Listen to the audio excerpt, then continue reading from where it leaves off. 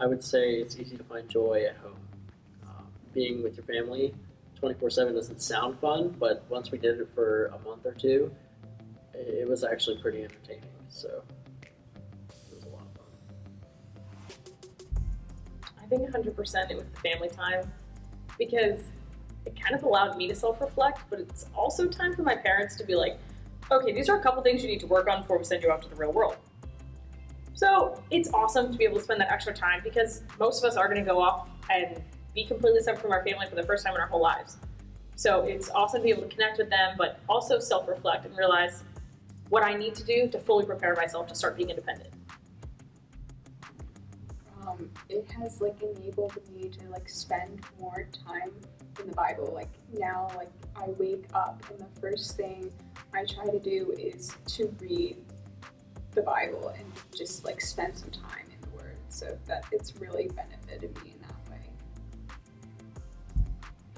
I think my faith has definitely grown throughout this time, just because I need to trust that God does have a plan, especially with how society seems to view all this COVID-19 stuff. It's more doomsday-ish, and not everyone has the hope that we have in Christ, and I think I really recognized that and didn't want to let that change. So I definitely think that I've gotten closer to God throughout this time, and the family time has been nice for the most part. I do think it's hard being with them literally 24/7, but being able to spend time with my grandma and her telling us stories, and I don't know, just like little silly dinner conversations that we have with our family that we didn't get to do because of sports or something like that before. So that was really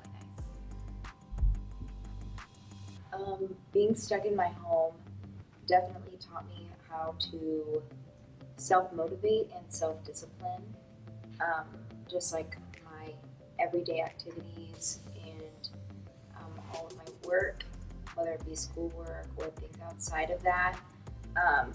It is good to be with family. It's also taught me how my level of productivity does not determine my worth as a person, because with so much time to do things, I constantly felt like I had to do everything every day, and nobody in their right mind can sustain that type of lifestyle. So I think God was very gracious in giving me space to figure out every day, one day at a time, and just learn more about who I was as a person, and how I value myself, in that I do need to give myself time to breathe, and I do need to give myself breaks. I also cut my fingers chopping onions for dinner probably like 6 times, and God was working through those situations, and he was like, please stop doing weird things that are just going to hurt you. Stop being so busy and cooking dinner every night for 11 people. That's ridiculous. I'm sorry, 10. Why did I say 11? There are not 11 people in my family. But anyways, it was very good to learn how to take care of myself and learn how to get things done. The first couple weeks of quarantine, I had like nothing to do, and I was tired of my family. So my sister and I just went on like hour-long drives, just like drove anywhere. Like we found random roads that like we had never been on, and just drove until we had to go back home. But they were like hour-long drives, and they were pretty fun. Pastor Jeff, this one's for you. I appreciate your optimism in this situation. But one thing that I've seen as a positive is, in this world, there's a lot of corruption going on. Like you flip on the news, watch it for like 5 minutes, then you want to curl up into a ball after.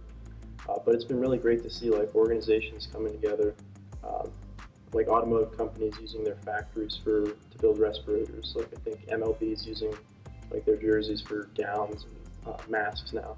So it's really been great to see those positives. And then one thing that it has really taught me is, cherish the moments you have, even if they're mundane. Because I will admit there were times when I was back in high school and, sitting at a desk, looking at the clock or sleeping, And that was really a shame, because now like there's nothing I wouldn't give to go back to sitting at that desk and hear a lecture, sit with my classmates and interact with teachers. So definitely, even when things are boring or even hard or difficult and you don't want to be there, try to find the value in that.